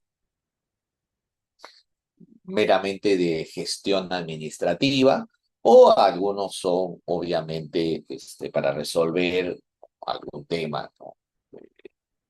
de, este, de relevancia, ¿no? O sea, por ejemplo, ¿no? ¿Para qué se hace un pleno registral? Para aprobar, modificar o dejar sin efecto los precedentes de observancia obligatoria. Ya, perfecto. Entonces, aquí estamos hablando de que el pleno sirve para generar nuevos precedentes o nuevos o dejar sin efecto algunos y generar otros, ¿no? O cambiar el criterio, de repente ya no es lo mismo, ¿no? Proponer las modificaciones al reglamento, ¿no? Elegir al vicepresidente del tribunal o elegir o algún miembro para alguna comisión, lo que sea, opinar sobre los asuntos que se someta a su consideración y los demás que sean de interés para el debido funcionamiento del tribunal y que no sean competencia de otros órganos, ¿no? Eso es prácticamente lo que hace el Pleno, ¿no? Reunido los 16 eh, vocales, ¿no? Acuérdense que son 16, ¿ya? Ellos toman la decisión y obviamente sobre eso aplicarán se resolverá algún tema, ¿no? Lo que nos interesa más es, oye, el precedente de observación obligatoria. Oye, o sea, el precedente no es igual a un pleno. No, no, no. Oye, pero doctor, yo he visto que algunas veces el tribunal registral agarra y emite un pleno. No, a ver. De acuerdo a lo que dice el artículo 158 del Reglamento General del Registro Público, dice que constituyen precedentes de observancia obligatoria los acuerdos adoptados por el Tribunal Registral en los plenos registrales que establecen criterios de interpretación de las normas que regulan los actos y derechos inscribibles, a ser seguidos de manera obligatoria por las instancias registrales en el ámbito nacional, mientras no sean expresamente modificados o dejados sin efecto mediante otro acuerdo de pleno registral por mandato judicial firme o por norma modificatoria anterior. Entonces, ahí es donde viene de repente la discrepancia, porque uno dice, oye, entonces, doctor, el tribunal registral puede dar resoluciones que son vinculantes. Sí, es posible. Normalmente no son vinculantes, ¿no? Las resoluciones que emite el tribunal registral no necesariamente son vinculantes, ¿no? Algunas sí, dependiendo si lo dice. Pero si queremos hablar de un precedente de observancia obligatoria, entonces ahí cambia la figura, porque un precedente de observancia obligatoria solamente nace, como dice el artículo 158, con un pleno registral. pleno. Oiga, ¿y para qué se hizo de esa manera? Con la finalidad de generar nuevamente una, eh, un procedimiento claro y firme que permita conocer en qué momento estamos hablando de una norma que debe ser de cumplimiento obligatorio. Y es más, tiene mucho sentido porque, oiga, un pleno registral, ¿con quién está? ¿Quién conforma el pleno registral? Oye, los 16 vocales. Ah, entonces quiere decir que es eh, todo el conjunto de personas quienes se encargan de garantizar en forma colegiada la emisión y la verificación del cumplimiento de normas registrales, claro, en última instancia, una instancia superior. Entonces, si están reunidos todos, obviamente van a emitir una decisión que tiene que ser de obligatorio cumplimiento para todos los entes registrales, para todo el sistema registral. Entonces, el Pleno es lo más adecuado para generar un precedente que sirva de ayuda a los registradores al momento de tomar una decisión. Gracias a un precedente de observancia obligatoria, ya tienen el criterio que deben aplicar. Y eso les permite sustentar mejor sus observaciones, ¿eh? Por si acaso. ¿Ya? El artículo eh, 158 también dice o habla sobre la eficacia legal, ¿no? De las resoluciones del Tribunal Registral, ¿no? En este caso, dice los precedentes de observancia obligatoria aprobados en el Pleno Registral, conjuntamente con las resoluciones en que se adoptó el criterio, deben publicarse en el Diario Oficial del Peruano y en la página web de la SUNAT mediante resolución del superintendente adjunto, siendo de obligatorio cumplimiento a partir del día siguiente de su publicación en dicho diario, ¿no? Entonces, obviamente, gracias a esto, ¿ya? Gracias a esto, ¿no? Uno puede conocer los precedentes. Es más, hay una página web donde usted puede verificar todos los precedentes del Tribunal Registral. Puede entrar a todos los plenos, todos están en la web, ¿ya?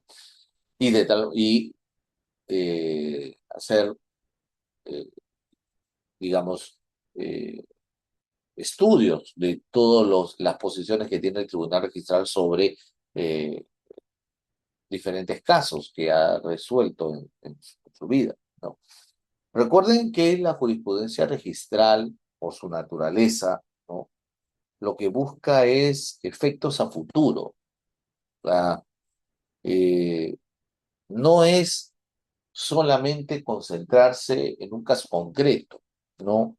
No, la idea es que el caso concreto permita, ¿no? Crear criterios de interpretación para casos posteriores similares. O sea, el tema del uso de los precedentes no solamente nos ayuda a resolver un caso concreto, sino también generar una predictibilidad de futuros casos y eso obviamente garantiza seguridad jurídica, ¿no? Predictibilidad, ¿no? Y obviamente nos da una tranquilidad sobre la base de eh, de lo que buscamos obtener ante el tribunal.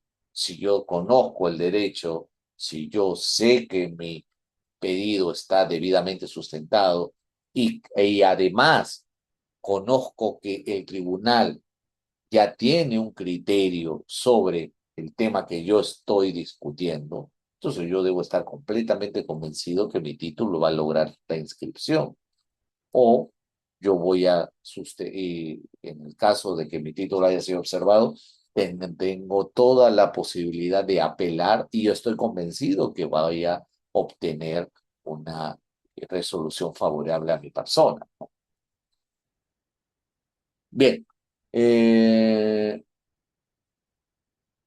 eso ha sido todo. Creo que todavía nos queda un poquito de tiempo, así que vamos a aprovechar. De repente, el día de ayer se quedaron algunas preguntas, porque sí, creo que a, a ver si podemos aprovechar un poquito y resolver algunas preguntas. Nuevamente, el correo del estudio para que ustedes puedan este, realizar cualquier consulta si es que no termino de resolver todas sus consultas, ¿no? Encantado de poder ayudarlo y servirlo en lo que ustedes necesiten, ¿no? A ver, a ver si pueden escribir, a ver, para hacer algunas preguntitas antes ya de irnos. A ver si alguien tiene alguna pregunta, encantadísimo, ¿no? Dice, un ratito, dice, en el año 2010 una persona le decía a su hermano mediante un contrato de donación de pasadizo con esto, es obligatorio contar con... A ver, en el año 2010 una persona le decía a su hermano mediante un contrato de donación el pasadizo conexo con la parte frontal de su terreno. Bueno, es obligatorio contar con escritura pública, eh, mi estimado, ¿no? Toda donación de bienes inmuebles se realiza por escritura pública bajo sanción de nulidad. No tengo claro, porque nuevamente, como lo pone muy simple, ¿no? Pero si es que eh, esta donación o esta sesión, ¿no? Fue verbal, no tiene ninguna validez. Tendría obligatoriamente que hacerse con escritura pública. Pero ahí también habría que analizarse no solamente eh, el tema de la formalidad, sino también, oye, y este pasadizo conexo, ¿es posible ser donado? ¿No? Hay posibilidad de que pueda formar o pueda ser transferido de esta manera. Pues creo que eso es lo que más importaría, ¿no? Doctor, buenas noches. Gracias, muy amable. Si el criterio no es vinculante, ¿hasta dónde llega la libertad del registrador para apartarse de él sin que esa decisión se convierta en una actuación arbitraria? Qué interesante pregunta. Mire, eh, si bien es cierto, el, cri- el criterio del registrador es autónomo, ¿ya? Su límite es la ley. Y su límite es, además, la, los precedentes de observancia obligatoria. Entonces, oiga, si el registrador decide apartarse de un criterio que tiene el tribunal, al momento de emitir la observación, él va a tener que fundamentar por qué él no decide apartarse de esa decisión. Lo tiene que decir, es su obligación, porque el registrador tiene que sustentar y motivar jurídicamente su observación. Yo he visto que hay algunas plantillas donde siempre, el artículo 32, 33 del reglamento, ¿no? Que es las reglas de calificación de registrador. No, pues, no sea gracioso, ¿no? Es por eso que es muy importante cuando se presenta una subsanación a la observación, exigir eso. Oiga, señor registrador, ¿por qué toma esta decisión? O ¿por qué usted se aparta? Entonces, bajo esa subsanación y bajo la respuesta del registrador que está obligado a responder, ¿ya? Tú ya tienes la posibilidad de saber los datos, ya tienes lo necesario para ver si es posible apelar al tribunal registral y tener en claro si es que, como tú dices, ¿no? ya hay una decisión arbitraria, ¿no?, del registrador. Ahí es donde tú lo puedes encontrar, ¿no? Eh, Así es. Dice, pues, un registrador puede apartarse de un precedente observaciones obligatorias si considera que el caso concreto tiene circunstancias diferentes. Mire, no, pero eh, tendría que sustentarlo, ¿no?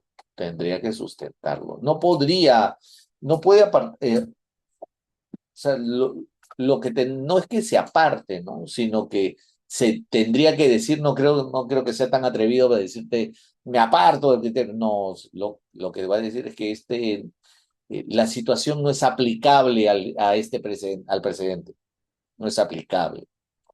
Es una forma educada de decir no, no, me aparto, ¿no? Pero si tú consideras que esto sí realmente, pues, implica un apartamiento indebido o arbitrario, como dijo tu compañera, puedes apelarlo.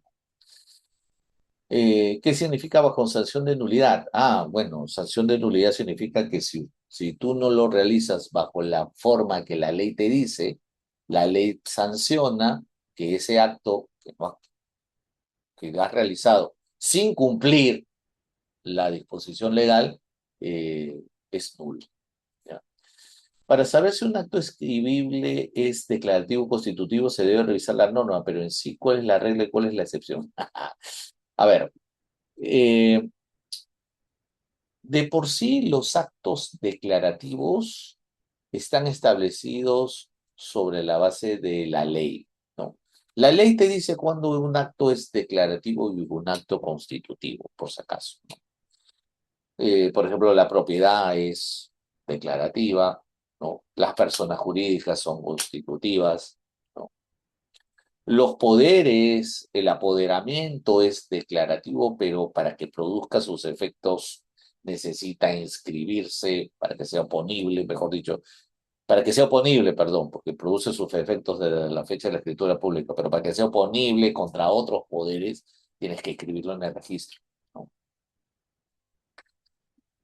Eh, Tienes que analizar si es que el derecho que tú pretendes inscribir, ¿no?,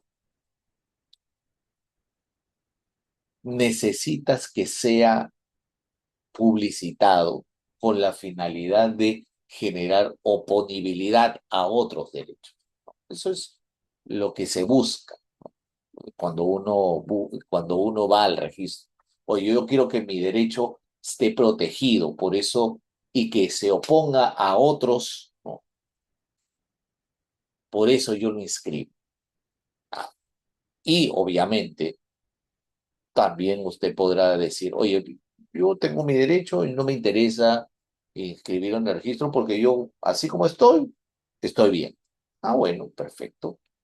Ya le he dicho, usted no es obligatorio escribir su derecho de propiedad en el registro, pero después no pida que el registro lo proteja porque usted no lo pidió, ¿no? O no lo inscribió. ¿Cuáles son excepciones? Es que la excepción lo dice también la propia ley, ¿no? La ley te dice en qué casos no es necesario porque está dentro del ámbito privado, ¿no? Por ejemplo, en sociedades, tú no es obligatorio que mejor dicho, no se inscriben las compraventas de acciones. Eso queda dentro del ámbito privado, ¿no?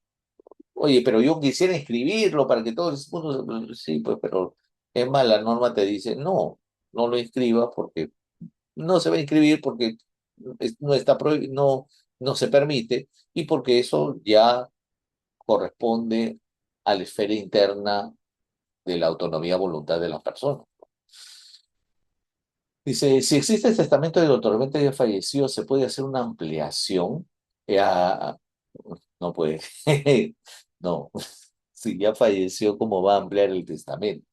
Lo que pasa es que se le llama ampliación al testamento cuando tú lo abres. o ya lo puedes revisar, ¿no? Eso se llama ampliación del testamento. No, no, pero no. No, no es que se amplía con un fallecido, no, no. ¿Existen límites o controles respecto a la autonomía del registrador? Sí, sí. El registrador no es súper poderoso, ¿ah? O sea, es un funcionario público, por lo tanto le aplican normas disciplinarias administrativas. Y si causa daño, también usted podría iniciar una acción civil.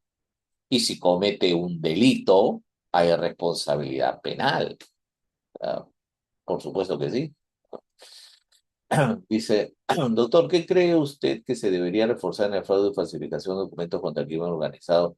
Tienen el caso reciente de una registradora pública vulneraba el registro y modificado la titularidad del inmueble porque había fallecido. Bueno, ahí estamos en lo que conversamos o lo que le decía en su pregunta, ¿no? ¿Cuáles son los límites o controles respecto a la autonomía del registrador? Bueno, en este caso, si se ha hecho eso, es sanción penal, acción civil, acción administrativa. ¿Verdad? Es muy similar a un notario, ¿ah? Muy, muy, muy similar.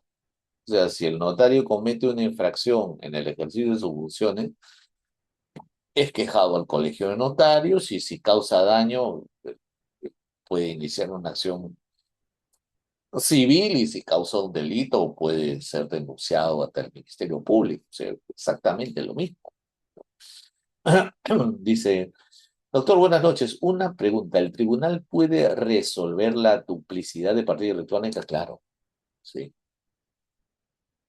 podría, siempre y cuando se base en un caso en donde necesita resolverse la duplicidad, porque la duplicidad algunas veces, digamos, si no me equivoco, eso lo ve el gerente zonal, ¿no? El gerente zonal. Pero es posible, sí, es posible. ¿Ya? Doctor, ¿por qué en el registro de sucesión intentada no se consideran los porcentajes de cada uno de los herederos ni tampoco los bienes del causante? Ah, bueno. Eh, no se consideran los porcentajes porque ya los porcentajes están establecidos en la ley, ¿ya? La ley regula ya los porcentajes. Entonces el registro eh, no considera. Más aún, ¿por qué? Porque de repente los propios herederos pueden ponerse de acuerdo en modificarlo. O sea, la ley establece un porcentaje, ¿no? Y una distribución dependiendo la cantidad de herederos, ¿no? O cuando hay una sucesión y fallece uno de los herederos y tiene a su vez herederos, ¿no? Y ahí viene la sucesión por representación. Pero a su vez la propia masa hereditaria, la propia sucesión indivisa, puede modificar los porcentajes porque de repente, no sé, un heredero decide renunciar a su herencia. Entonces, acrece la herencia de los demás. O de repente resulta de que eran tres y de repente resultan que son tres y no son cuatro porque hay un heredero que ha sido preterido. Entonces dice, oye, por si acaso, eso me corresponde a mí, también un porcentaje. Entonces, colocar los porcentajes no es algo que corresponda al registro, ¿no? Porque puede variar, todos lo pueden modificar. Eh, bueno, eso ya lo respondí. ¿Cómo se relaciona el principio de publicidad registral con la protección del tercero registral de buena fe? A ver, la publicidad registral lo que busca es poner en conocimiento a la sociedad de una situación en el registro, una situación jurídica. El tercero que pretende realizar un acto sobre la información que aparece en el registro, confía en esa información. Oye, entonces, ¿cómo se protege el tercero? Sobre la base de lo que el registro público. Si yo contrato, pero yo he tomado la diligencia de pedir información al registro para acceder a esa información y sobre la base de esa información que el propio registro me ha entregado, tomo una decisión y realizo un acto jurídico, el registro tiene que protegerme porque yo me he basado en esa información, ¿no? Oye, pero de repente esa información es falsa o el registrador se equivocó. Y ahí entramos otra vez a los límites del registrador. Bueno, si causó un daño, tendrá que asumirlo.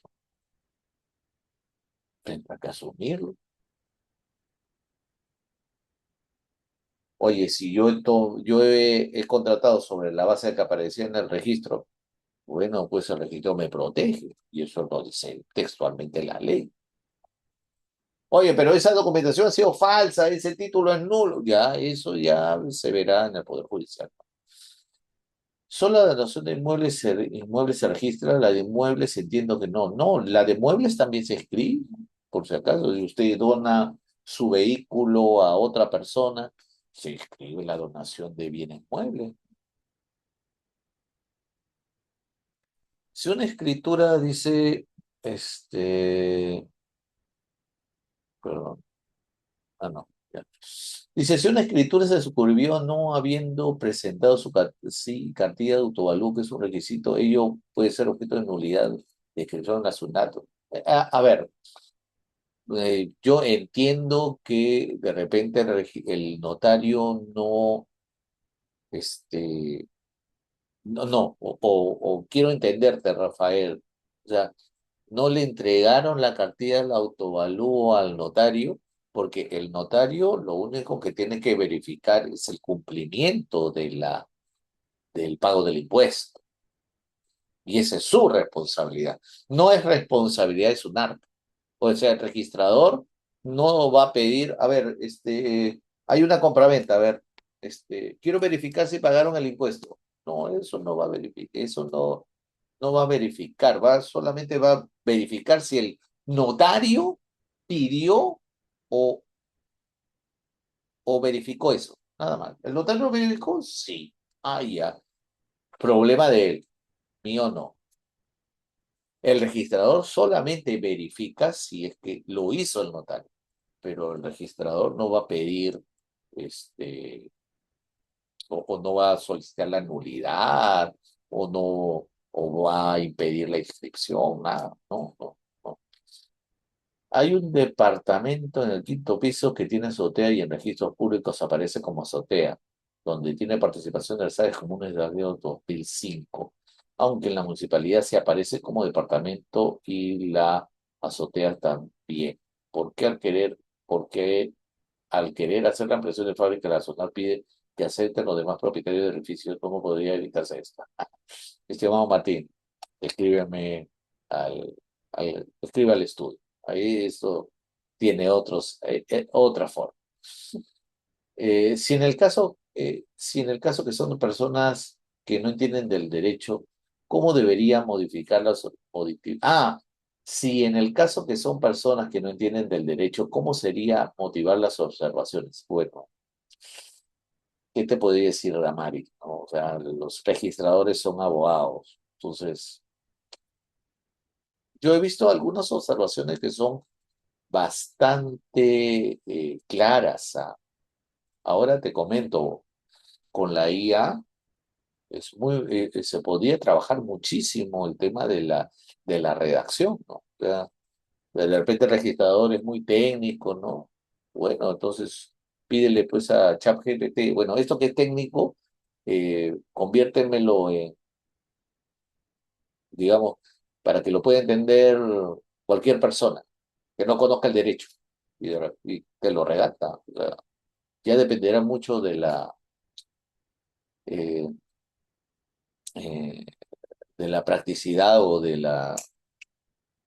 ¿cómo se ve? De ser muy pragmático el registrador, ¿no? En relación al principio de publicidad registral, ¿qué sucede cuando un bien es declarado patrimonio cultural por una resolución administrativa? pero dicha afectación no ha sido inscrita en la partida registral correspondiente. En ese caso, puede un propietario arreglar buena fe registrada para proteger su derecho de propiedad frente a las restricciones que impone el Estado. Es muy, bueno, muy interesante la situación, ¿ya? Pero aquí justo estamos en una situación muy interesante, puesto que ¿desde qué momento se entiende que un bien es patrimonio cultural? ¿Desde que se inscribe en el registro o desde que sale la resolución administrativa? Tienes que ponerte a pensar, ¿no?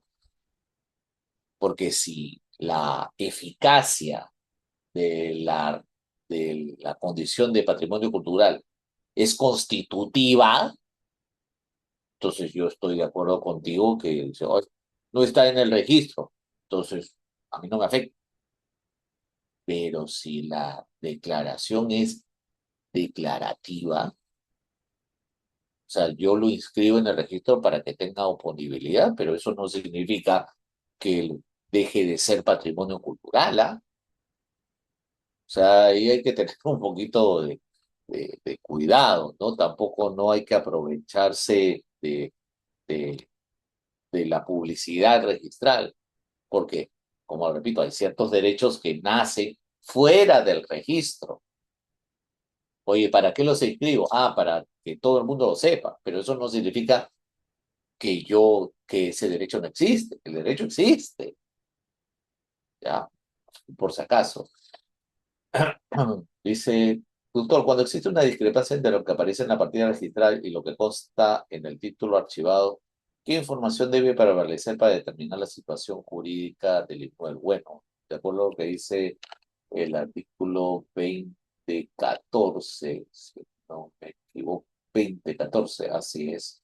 Eh, el tercero que de buena fe adquiere un título oneroso, ¿no? Bla, bla, bla, bla, bla, bla, bla.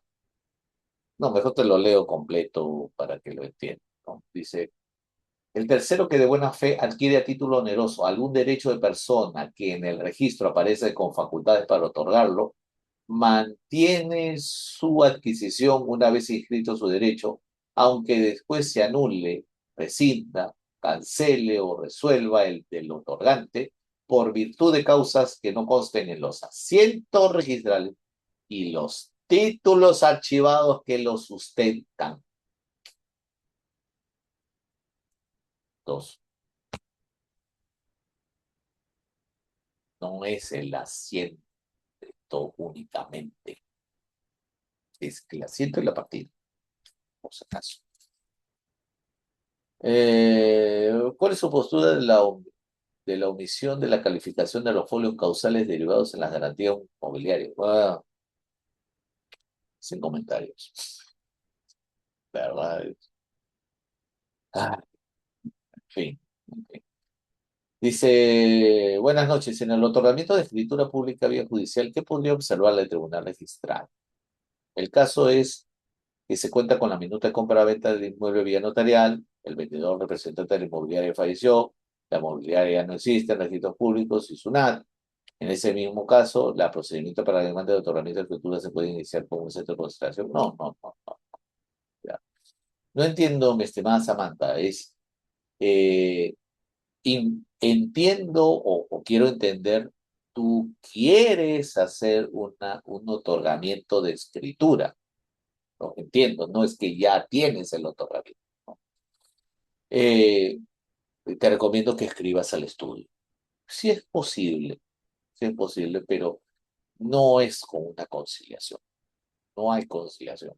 De acuerdo a la ley de conciliación, si no me equivoco, para un tema de otorgamiento de escritura no es requisito la conciliación, pero sí hay que preparar una buena demanda de otorgamiento, ¿ya? Por si acaso, ¿no? Encantado de ayudarte para que puedas escribir al estudio. ¿El reglamento determina que es un acto no inscribible de transferencia de acciones? Sí, eso está en el artículo 4 del reglamento de registro de sociedades. La omisión del HRPU no es causal para anular el contrato de compraventa, ya que el acto depende del consentimiento. El precio del bien solo sería una falta administrativa y tributaria bajo bajo responsabilidad del notario. Eso es cierto, ¿no? No, pero eh, eh, digamos que no es que hay que diferenciar, ¿no? No es que yo presento el HR y el PU al notario para validarlo. O sea, al notario lo único que le interesa es el cumplimiento de las obligaciones tributarias. Si usted puede acreditar el cumplimiento de las obligaciones tributarias, más que suficiente. No es que tengo que presentarle la cartilla. O sea, no adjuntó el HR del Perú. No, pues no la adjuntó. Pero el notario verificó de repente con una constancia de un adeudo de que el señor sí había pagado los impuestos de ese inmueble. Listo, se acabó. ¿Cuál responsabilidad? Eh, pero un registrador me observó y me dijo que tenía que aplicarse para declarar bienes no declarados en el testamento. No entiendo. Si el tribunal registral revoca una esquela de observación, hay llamada de atención al registrador que omitió dicha esquela. Eh, Podría ser, si es que el tribunal registral es un órgano administrativo. Entonces, si de repente él considera que hay la posible comisión de un acto eh, o una infracción, ¿no? administrativa, podría, por supuesto. Yo no creo yo estoy convencido que podría ser, ¿no? Pero siempre y cuando se tendría que analizar. Gracias, muchas gracias, Flor. El prevaricato es propio de jueces y fiscales, pero cuando un registrador se aparte de la norma y aplica en forma arbitraria la ley, no es prevaricato. En realidad, prevaricato se aplica a todos los que resuelven fuera de la ley, ¿no? O sea, eso es lo que constituye el prevaricato. Pero eh, habría que determinar, acuérdese que un juez o alguien que realiza un acto prevaricador, ¿no? Lo hace con la finalidad de causar algún perjuicio, ¿no? ¿No? Emitiendo una resolución, ¿no? Que obviamente genera ya de por sí en una sentencia un daño. Y esto podría considerarse una infracción administrativa, ¿no? O sea, usted podría denunciar al registrador administrativamente por comisión de falta de repente contra el reglamento del registro público. Sí, ¿por qué no? Oye, que atenta contra la ética. Sí, ¿por qué no? O sea, no es porque sea prevaricato propiamente, sino porque está atentando contra el texto de la ley o está atentando contra una, un precedente de conservación obligatoria. O sea, sí, yo considero que sí, pero tendría que estar bien sustentado. Eh, una más, a ver, dice, gracias, muy amable, muchas gracias. Hay un tema familiar personal que mi hermano le compró mediante contrato interno manuscrito a mi tío, su propiedad. Bueno, estimada Elizabeth, al correo, por favor, escriba. Ya. Bien, esto ha sido un placer. Muchísimas gracias. Nos vemos en la siguiente sesión. Espero que le haya gustado esta exposición y nos vemos la siguiente sesión. Muchísimas gracias.